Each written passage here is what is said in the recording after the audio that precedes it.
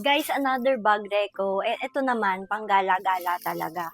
Nagustuhan ko siya kasi ang dami nitong pwedeng paggamitan tsaka sobrang saktong-sakto niya. So, ito siya guys. Meron tayong super big, giant cloud bag.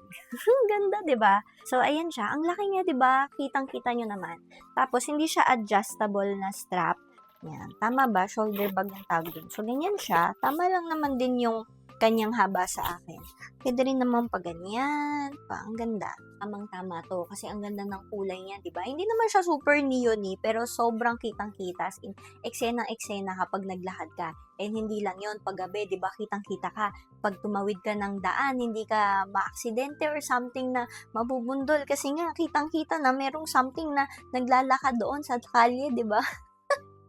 So, agaw pansin talaga. Yung zipper niya, maganda din. Ayan o. Mukhang matibay, makapal. And, yung lagayan niya guys, sa loob, ay makapal din.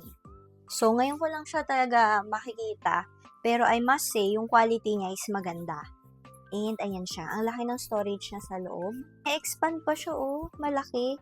Malaki talaga. Tamang-tama to dun sa mga tao tulad ko na mahilig magdala ng madaming gamit. Plus, ang ganda niya kasi pwede niyo siyang lagyan ng mga anik-anik. Ang fancy kasi, 'di ba? Kasi yung kulay niya din, and then yung style nung kanyang bag. Tapos meron siyang secret pocket din dito. Ayan, ganyan. Alam niyo, ang dami pang ibang kulay. Like, may color green doon. Para siyang dark green. Ang dami yung pwedeng store dito. Like, ayan, mga ipit. Itong malaki nating salamin, ilagay na rin natin dito. Kasyang-kasya yung suklay. Other phone. Ito ba? Yung tripod natin, lagay na rin natin dito. O, di ba maluwag pa rin? Ang dami pa rin pwede ilagay. Parang pwede na rin tong pang travel na bag, ano? Pag nagkaroon pala siya ng laman, medyo bumababa na siya dito. Pero ayos lang din naman. Reachable pa rin naman pag may mga kailangan kang gamit. Yun. So, lagay ko siya dyan sa yellow basket. Ang cute niya. Ang cute na cloud bag. Kapang forma siya, diba?